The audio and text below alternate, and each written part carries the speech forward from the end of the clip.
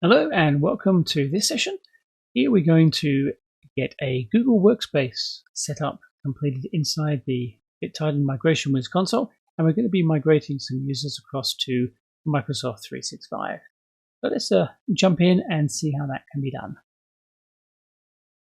When we first look at the Migration Wiz screen, you're presented with this. I'm just going to hit the Start Migrating Now so we can set up projects. Now the way things are done in here is it's all done based on projects, and a project is essentially a batch of people. So what we have is a work group down the side, and that's where all our projects then get listed, and all based on the different customers. You can have multiple customers in there. So I know that sounds a lot of information just to take it in one go, but I think you'll see it a lot clearer as I start to create this account for this Planium migration. So what we do is we just hit Create Project, and you can see there's lots of different types of projects we can do. The hybrid exchange or the mailbox collaboration, which is the Teams migrations. But we're going to use mailbox project here because it is a Google G Suite or Google Workspace into Microsoft 365. So we put in here the project name and the customer. So we'll set up a new customer, and we'll put in here that is the Planium.com. So, and select our country, US. We can leave all these others as optional and hit save on that. Now, when we do our next step, it's going to start talking about source and target. Now, the source is obviously where the data is coming from, but that's where you get to set up what type of project it really is. So if we say we want a new endpoint, because they're considered to be endpoints, we can say that's going to be the Planium Google Workspace. But we need to then specify the Gmail API, where it's coming from, and it's going to ask us for this JSON file. Now, we haven't done that setup yet, so we're going to get to a point here where we can't go any further until we select that file and put that in. So we do need some assistance from that. I'd suggest we go and look at the help articles to say, okay, what do we need to set up inside the Google Workspace to allow the Migration Wiz product to connect in, grab all the information out, and what account is it using, all of that. So let's go ahead and do that. We'll leave this one open like this, but we'll jump into the Google side. So to get that information, we're going to look at the Help Center inside Migration Wiz. We'll just have that open on a different tab in here. We go and say Visit Help Center, and in here it's going to tell us everything we need to know about the setup for this migration. So we're going to go into this Perform a Migration and have a look at these different sections. We're looking for the Google Workspace, which will be this guy here, and then the Gmail API going into Exchange Online, which is this one. And this really gives us everything step by step on what we need to do to get this running. And you can see one of the first things that we need to do is prepare the source, which is this Google Cloud Platform, in which case we'll go into that. We'll enable the APIs for the service account and create that customer tenant service account, get that done, and set up the scopes so it can have the permissions to do what it needs to do. So you can see everything is laid out in here. We're just going to follow this, but I'm going to do it right now and show you how that is to be done. So we're going to open up the Google Cloud Platform. Let's put that into here and log in accordingly. Now that's using the link off of that Help Center. So this is what takes us straight in to this. Now you'll notice that we have a previously created project from another migration we've done, so we're not going to ignore that one. But we're going to set up a new one. So we go into the project items here and we'll say New Project and give it a name. So we'll call this one just Migration Wiz. We've got the organization right, the location is correct. So we just go ahead and hit Create on that. And that'll go off in the background and create that project for us. And once that's done, we get notified accordingly. We say Select Project, and that will change the scope of all this, obviously the screen and everything we're seeing, into this project. So what we're essentially doing here is we're adding in the APIs that we want this project to be able to connect to. And we do that by going into the library. And in here, we've got a huge library of all the different APIs that we can use, but there's some specific ones we're after. And it's a lot easier if we just type them in. but it's really, firstly, the one we need here is the calendar API. So really just do a search for it and you grab it and enable it, and that enables it inside that project for you. So once that's done, it all happens very quickly. But once that's done, it'll pop back up into here, and then we can just run back into the library again. And we just add some more. So we need the main Gmail API. Yeah, bring that in, enable that. We need 3 more after that. So in here, library, we need the people API. This one. Enable that too. I'm not pausing anything as I'm doing it. This is all real time, so you can see exactly what it looks like when we add these in. But we also need the contacts. This one here, contacts API. Enable that. And one last one too, which is going to be the admin SDK, which is this one here. Enable that one as well. So once we've got the APIs set up, we say, okay, these are the APIs that this project is going to connect to. The second part is to create an account that has access to that project.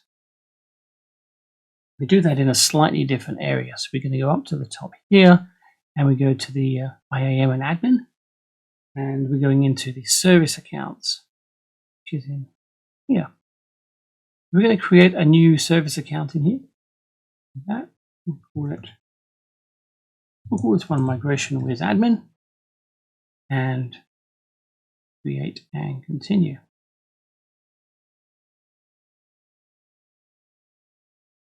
We'll select role for it. It's going to be the owner, and we just hit continue on that, and then we just hit done. We don't need to do anything else in there, and you can see that's created that service account for us.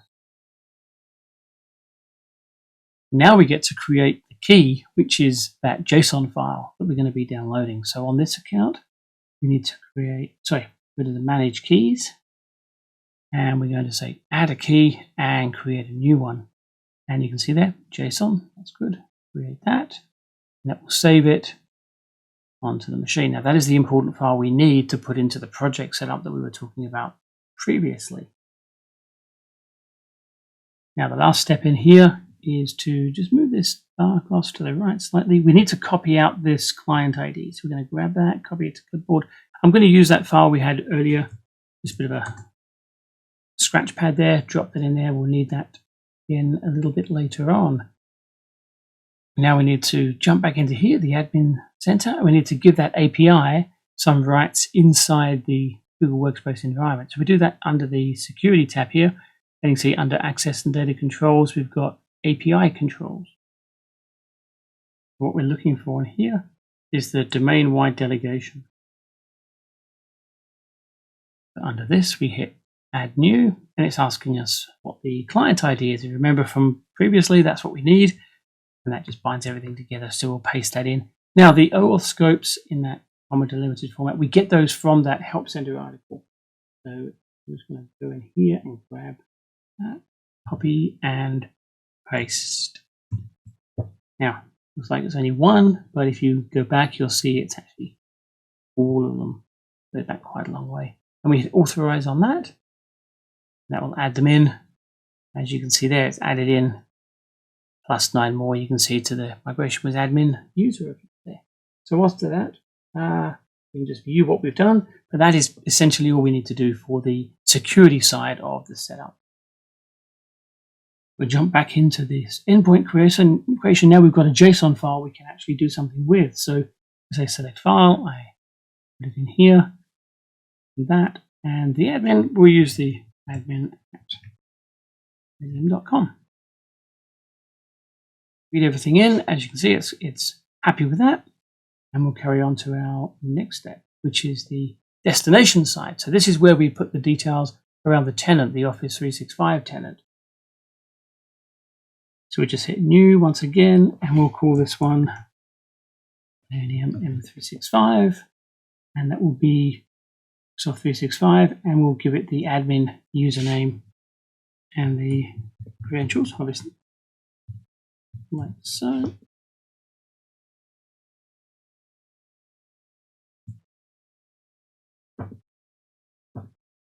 And there we go. No for that, and that's accepted those, so we will carry on and go to our summary page, which will save the project, and pretty much we're ready to go. Saving it in there, and it will take us across to the main screen. There we go. So what we have on the left-hand side here, you can see the projects that are set up, which are, and the type of project. So you can see G Suite to 365, and currently there's no items in the project. Obviously, we haven't added any users in there yet. So this is where we start to think about what users we want to bring into this migration project. So to add the users in, we could do it on the quick add, which is really adding a source and a destination. Yeah, great if you've got a couple of users, but not if you've got hundreds or thousands of them. So we're going to use this bulk add, which really takes a CSV file and drops it in here for us. And to do that, the best way is to really go back to our spreadsheet, which we had about what batches and things we're going to be doing. And what we need to specify in here is a source address and a destination address. The rest of the data can stay, that's totally fine. So what I'm going to do is add in another column here and label it. So we'll call this one destination. You might want to call this one source. Now in this migration, it's actually quite simple because they're going to be the same as going across. But this way you could map different things. If Russell wanted his last name in there, then you'd make those changes accordingly for the source and destination. Now, what we need to do though is we need to download that CSV file, which is this one here, download the sample, and that will look like this. If I bring that up for you. There we go.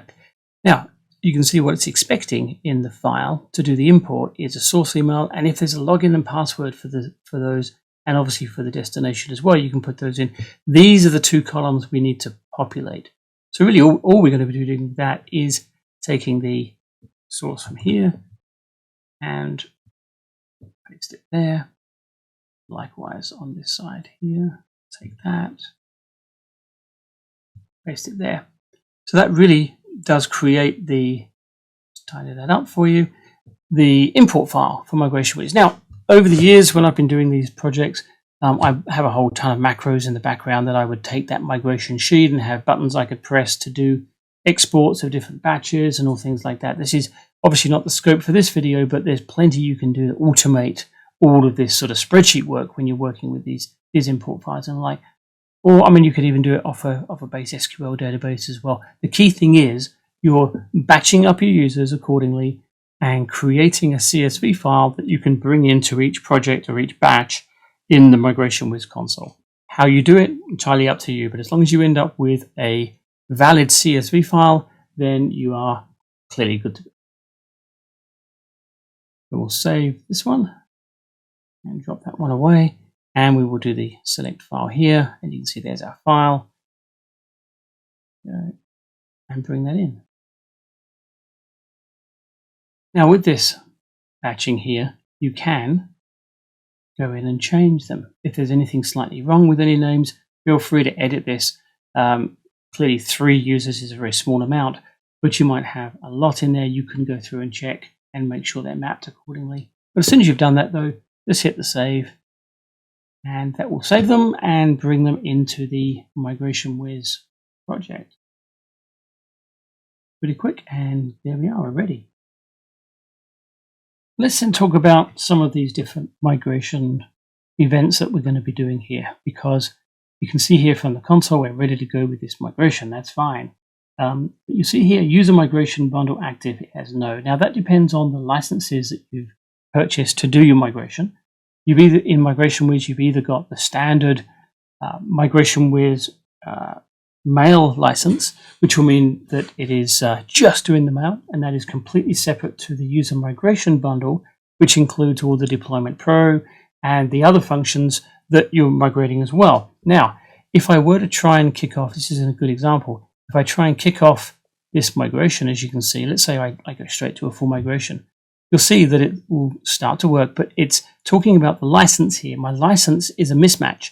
Because I purchased the user migration bundle, it's not going to let me run a single migration on here because that's a different license code. So what we do with that is we will tag them all and we'll do the apply licenses, apply the user migration bundle. This, as you can see here, we go in and it's saying 3. It's good. We apply those and they'll show up as being a yes. Now that activates these accounts so they can be used in things like Deployment Pro and the like. But when that comes up with a yes, then you'll see it'll allow us to do these migration work. So that's a little trick before you get started with these migrations. But while that's coming through, I want to talk about these other things that are happening. So when I'll start here, if I tick one person, I have the start. You can see here we've got these items. Now we would run through these and you can say assessment is going to be looking at what is there in the source. But the one I'm interested in here is verify credentials. This will make sure that the credentials that we put in with our JSON key, our service account, and the M365, everything is good to go. Now, because we're doing it at a tenant level, not at a user level, this will then be relevant for everybody that we migrate. And our trial migration does like a dummy run. It doesn't migrate anything. It just attempts to say, is this going to work for us? Which is, a good thing to do when we first get started. But these two here is what I want to talk about. Pre-stage and full migration. Pre-stage is what we do when we are getting the mailbox up to the point where we can say we want to migrate everything apart from the last 30 days. If these mailboxes are quite large, we want to make sure that when we do our cutover on say Friday night or Sunday afternoon, whatever we choose to do, if you just run a full migration at that point, we have no idea really how long that's going to take. The idea behind a pre-stage is making that initial copy right up as far up to date as we possibly can to make the full migration very, very quick. So the full migration is like just the tail end of the migration, making sure that everything's brought over. So what we do with our pre-stage is we make sure that we set the dates and things accordingly, and then it makes the full migration at the end very, very quick and easy. So remembering that a pre-stage migration does nothing in terms of affecting the user and the ability to run. Everything on this migration is still pointed at Google Workspace. The MX records are still pointing there. They're getting mail coming in there continuously. So the pre-stage is what we do way ahead of time and make sure that's all good to go so we can do our full migration tasks afterwards. So for this one, the first thing we're going to do is do the verify credentials. And we'll say, yep, we'll do that. And that will go away. And you can see in the submitted stage and making sure everything's done. As you can see in the background, that user migration bundle has taken effect. So that's all good to go as well. But we really make sure that the credentials are good. So we'll just let that run through and come back in a second. So after a refresh, you can see that our verification has failed. Now this I wanted to show you because, like I say, my videos are always going to be real world. Remember when we did our source setup, we did all the Google side. We did nothing on the Office 365 side. There's nothing done there. So when we look at this error that we're getting, it's going to say migration failed when checking destination credentials, auto discover. And you think, well, what does that really mean? What it really means is the fact that we're trying to authenticate with that admin account to do the migration, but that admin account has got MFA on it, which is obviously not good. And also basic auth is deprecated in this tenant. We have to use modern auth instead. So we've got quite a bit to do to make sure this tenant can accept data from a third party like MigrationWiz. So there's some articles about exactly what you need to do. And let's just jump over to those in the Help Center now. So in that preparing destination article, we can see the impersonation and delegation that needs to be set up with the admin account we're going to be using. Now what I'm going to do is something slightly different here as well. I'm going to be creating a migration account inside Microsoft 365 just for the purpose of migration. And then we can use that and we just remove it at the end. So let's go across and create that account now. If I won't bore you with that, I'll just do it and come back. So there we go, as if by magic, we have a migwiz@planium.com, which I've also given global admin to. Now we need to go back into the PowerShell in here, and we need to do a little bit of work in here. Now all we're doing in here is just run one command, which is enable organization customization. Now if it comes back with an error, it means that it's already been done. As you can see, yes, it has already been enabled for this. It's just something we need to do in the back end so that the impersonation of that account can work. Now you can see in the help here, it's saying that we don't need to do anything past that with management role assignments and the like. It will do that itself. But we do need to, here in the 365 as a destination, we need to go into the advanced options and set that up. So let's just go back in and do that in here. And we'll go back up to the edit project into the advanced options, and we will put that in. And that is kept under the source and destination tab. And you can see there, yeah, look, it's already ticked using impersonation to authenticate. So that is all well and good. Now if we jump back into there, you can see really what it's talking about with what it needs to do around that. And you can see all the different processes that need to run. So the next stage with this is to make sure that we have the 2FA disabled for that account. It does require that. You can see here 2FA is not supported at this time. We do need to set that up so that it's excluded. So let's just jump back into the Azure, because we already have those policies set up that enforces it on every single user. So we do need to exclude that MigWiz, and that's why we like that MigWiz account, because it means we can exclude it from those policies quite easily. So let's do that. We'll go into the Azure side here and into Azure Active Directory. And what I'm after here is where those settings are for the conditional access. So we go into security, and under conditional access, you can see these are the policies that we were talking about previously. So what I'm going to do is require MFA for admins. It's turned on, and I want to go into the users here, and I want to go into the exclusions and pick out a particular user, which is going to be MigWiz service account. And nope, we have that set up, we're good. And I will turn it off. We've got the all users one as well. Just going to make sure that one is excluded there as well. So the E5 demo one is, I'm going to add in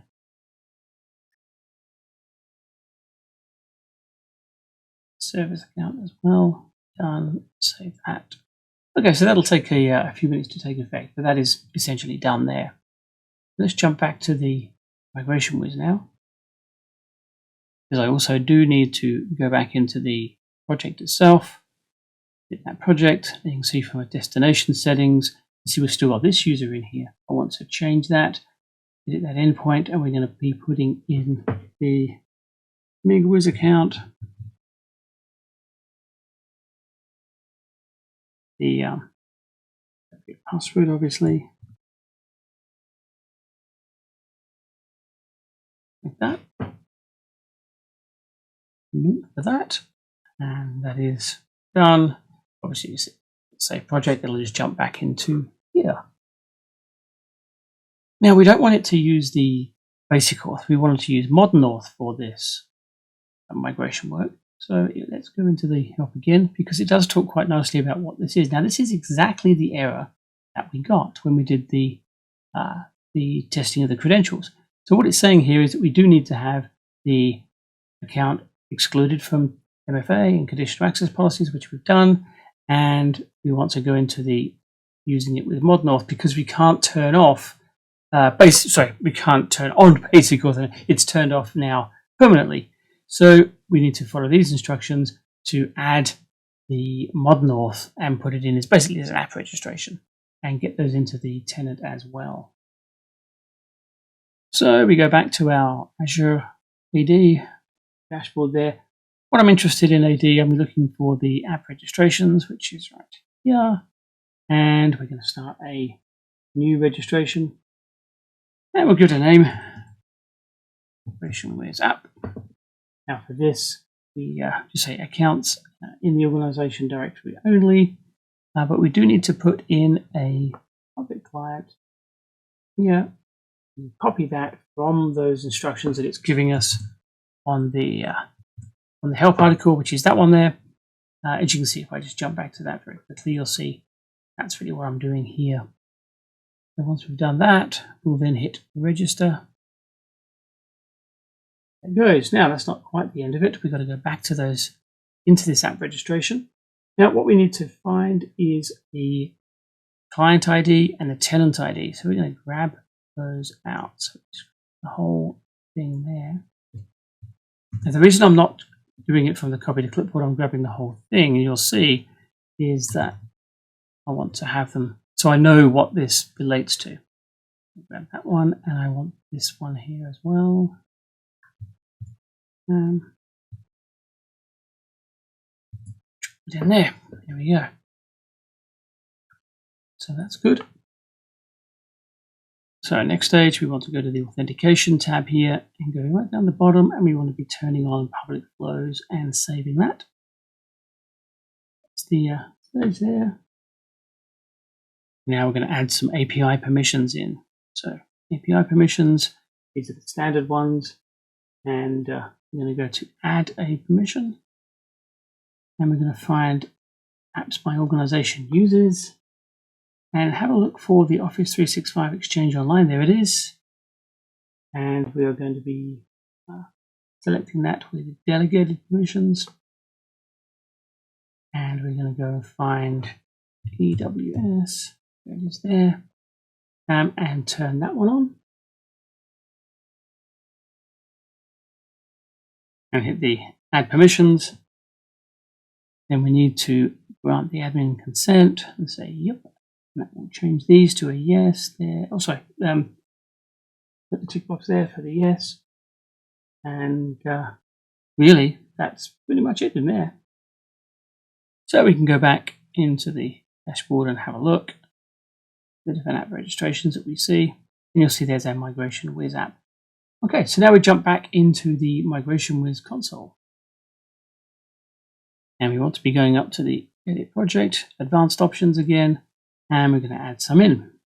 We just go to any of these and hit a plus, and we get the extra one there. And what we want to put in there, because we're doing it at a destination level, we are going to put these two in here. Again, cut and pasting out of the help article.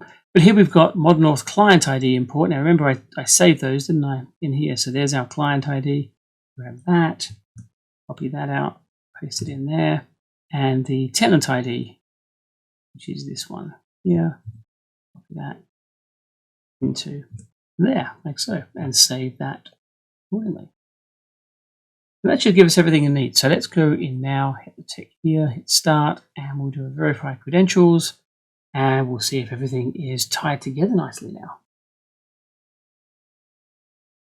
After just waiting a few minutes for that to check out, there we are, completed, and verification is now done. So it looks like we are set up, ready to get migrating. What we do first is I'm going to kick off just Russell, and this is part of the nicety around having these sort of tools. I know that can be the setup we've just done may appear to be a little bit extra, but to be honest, it is actually quite easy to get done, and you get into a bit of a flow with it, and you can get it done pretty quickly. And of course, once you set it up on the tenant, you can use that, those tenant IDs and things in all the different batches. And so it's just a one-off thing you've got to do. But what you get in terms of the benefits here is, let me just show you what you can do with these two items here. Because what you've got in the project is the advanced options. Now, we touched on this very briefly before. You saw these screens, but really there's a lot to it. There's a lot you can do in these here. And one of them is filtering. We can say in the whole migration, we just want to migrate things that are newer than a certain date. You might have a huge amount of data and say, look, guys, we're only bringing over the last 2 years worth of email. Then obviously we do this, set it at the project level, and and then it's good for every single migration on that particular project. And you can also say items older than a specific date. So if you want to go the other way, you can certainly do that as well. By folder, we can do things like it says here, exclude deleted items, have certain folders in scope, do other matching items here. Now the regex is kind of complex. You want to be doing this and actually running some tests when you do these type of things. But you can certainly do this. Some of the easier ones here is these deleted items. We don't want to migrate deleted items, so we'll actually just pump that in there. Oops, I didn't quite correct, but I know what it is. It's just that. So it's pretty easy to do. So that's all good. I will just jump back into that advanced options and have a look at source and destination. Now this is an interesting one because the way Gmail works, obviously we have labels instead of folders like we do with the Office 365 side. So what it'll do is it'll convert the labels to folders, and you can, if you've got quite a large set of mail to bring over and somebody's very good at putting lots of labels, it's going to create those emails in all of those folders as well. So you could end up with a 50 gig mailbox suddenly becoming an 80 gig mailbox when you migrate it across to 365. So it's worth keeping an eye on that and making sure that, that those folder sizes don't blow out. What you can do is you can convert labels to categories instead, and that will obviously put them all in the inbox, and of course then you get the categories assigned. So there's two ways to handle that type of thing. And also we can tell it to skip suggested contacts, or we can migrate them, up to you there. And also we can say migrate the data into, say, an archive. You might want to just say, hey, we're starting off with a brand new 365 mailbox, it's good, but your archive is going to have all your old Gmail in it, and that's an option to do that as well. So that's obviously good. And the other things about how many licenses to consume, because you migrate up to 50 gig per license that you purchase with Migration Wiz. So if a mailbox was 80 gig in size, you're going to allow it to consume more than one license to get that done. So we'll just save on those and come back to our main screen. What I'm going to do here is I'm going to kick off Russell for migration. We're going to do a pre-stage with Russell. So we'll just kick that off for pre-stage. And you can see here, it's using the licenses correctly because of that user bundle we've done here. And we're just going to migrate the mail. Now, in a pre-stage environment, you don't pre-stage calendar, contacts, tasks, and all of that. There's really no point. They're pretty small in terms of data size. They'll push when you do a full migration, no problem at all. So our pre-migration is just going to be mail. And you can see here, we want to bring things from 30 days ago or a specific time. Now, in this particular case, they're quite new. So if I said anything older than 30 days, it's not going to do anything. The mailboxes in Gmail are under that. So I'm going to put a specific time, and I'm going to say anything going from December 5th, and we'll put in 2022, and we'll put 00 is there, and we'll do that. We can also schedule it to start at a certain time as well, to say when do we want to kick this off. I'm not going to do that. I'm just going to say start migration and get that underway. Now, as that starts for Russell, I do want to jump into the Office 365 mailbox for him, which you can see here. And if I've logged on as Russell, you can see it is empty. Now, when I'm doing the first tests on these migrations, I like to have one of them open. We'll probably have a test mailbox that we can migrate first. But what I want to see is, I want to see mail appearing. That's the, like I sometimes say, proof of the pudding is I want to see mail in there. So let's await that coming in and keep an eye on that migration screen in here for the progress. Now, I like to just hit refresh. And you can say it's submitted. That's submitted into the back end of Migration Wiz. It's going to go off and get in the queue and actually get processed for us. But once that starts to move, you'll see the progress bar. It'll go from submitted into a queued state, and then you get the processing and you'll get the bar, and you can really see what the data movement is like there. So just keeping an eye on the status, so you can see now it's gone to a queued state, which is looking good. All right, so let's look at how this is doing. Let's have a quick refresh.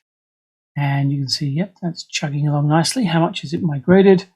I know his mailbox isn't particularly big, but you can see it does have data movement in there, which is good. And if we click on the user, we can see really what's going on. So this is another benefit of these migration tools, is that I can see what it's done, exactly where it's up to in any of these folders, and basically the whole mailbox.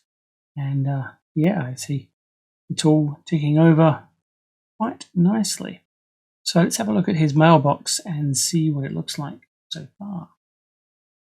So obviously it hasn't quite finished, but you can see that it does have mail in there, which is really good to see. So I don't think that one will be particularly long to migrate. Now, if we have a look at his Gmail, you'll see that he's got mail from December 2nd and then a few from today. And the stuff from today is not there. Now, that's obviously because we're doing the pre-stage. We told it to have that cutoff date, and that's what the pre-stage is meant to do. Get everything ready for us in there. So back to our main screen here, what I'm going to do with these is I'm going to take Kevin and Ellie, and I'm going to kick those off as well. Do a pre-stage, and all well and good. We'll do that from a specific time. We'll do that from the same timing. Excuse me, December 5, 2022, which will be the 0 and 0. And we get that in there. We can hit the start migration, and you can see they're submitted as well. So we'll let that run for a little bit, and we'll just come back when that one has completed. So there, it looks like everybody's completed their pre-stage. So all the data is across. So now it's come around the time where we're going to kick off this full migration and get them onto 365 correctly. The first thing we're going to do is change the DNS. We're going to point the MX records away from Google across to Microsoft 365. So that's a pretty easy task to do. We're just going to add DNS management there, and we'll take these entries and we'll replace them with the correct Office 365 ones. Now, the easiest way to find those is if you go into the center here, go into domains, and have a look at those. Now, we look at Selenium.com, look at our DNS records. It is going to complain because they are incorrect currently as far as Office 365 is concerned. So we can fix that up. We're going to grab this one. Thank you. Awesome. And we'll pop that in. We'll add that in as a record. MX record there, priority 0, and push that in. Add that. Now what we do is we will now delete all of these Google entries, like so.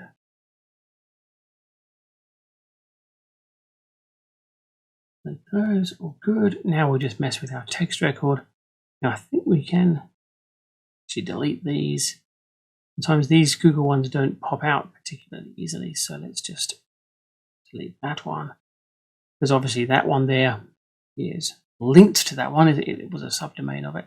So we should be able to do this. Sometimes we have to just edit them instead. Yeah, so those items. So we just edit that one there. Direct domain. See what we need to put in there. Yep. Thank you. Good. DNS. And replaced. Save that.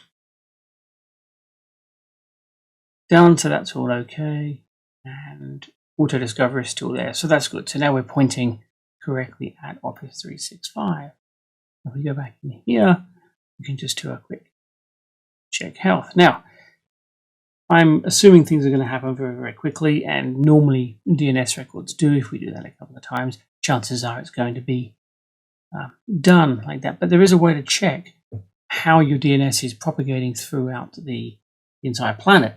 So there's a website you can go to. We just put that in for you. It is dnschecker.org, and in here you can put in selenium.com, and we can tell it we want to look up the MX record. And what it'll do is it will search a lot of DNS boxes all over the globe, and just to see what it looks like. And you can see here that that entry has propagated out. Very useful tool just to see exactly how far your DNS has got. So we're good with that one. So now we've got our DNS cutover done. It means that mail is going to be going into those mailboxes. So we can just run a quick check on that one. We'll do a quick check on Russell and make sure that that is the case. We just quite quickly that, nothing else to put in there. Send that off, and let's flick into his mailbox. Expecting to see very shortly. There we go. email turned up. So the MX records are working. 365 is now live, and it did not appear in here, which is good. Okay, so now let's go back into the migration with console, and we're going to select everybody, and we're going to kick off the full migration this time.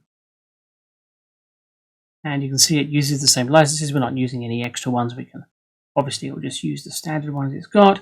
We might say, you know, if we're not going to watch it, we could kick it off at a certain time tonight. But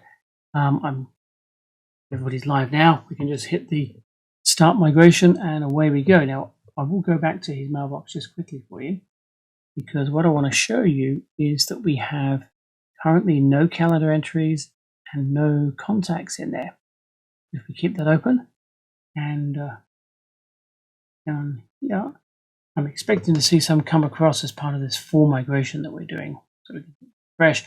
Obviously still submitted. We wait for them to be queued and then processed, but that will happen fairly quickly. And we'll go back and look at Russell after that. So everybody's done. It's all completed. So let's have a look at Russell's mailbox now. So in the inbox, you can see there's the mail we sent earlier, plus the additional couple that we were expecting to get, which is good. I'll have a look at the calendar now. Yep, we've got our 2 meetings popped in there nicely, and I'm expecting a contact record as well. Yep, there we go. So it has migrated everything over. We can look at the stats of the migration here as well, and we'll be able to see exactly what it's done. So calendar entries there, and you can see contacts as well, which is good. So really, yes, we'll consider this one to be successful. Like you've seen, MX records are pointing, so they are now live and working on Microsoft 365 with all of their Google Mail in their mailboxes. That concludes the session for the Google Workspace to Microsoft 365 demonstration. That was helpful in the setup of both the Google side and the Microsoft side. And thank you for watching, and we'll talk to you again soon.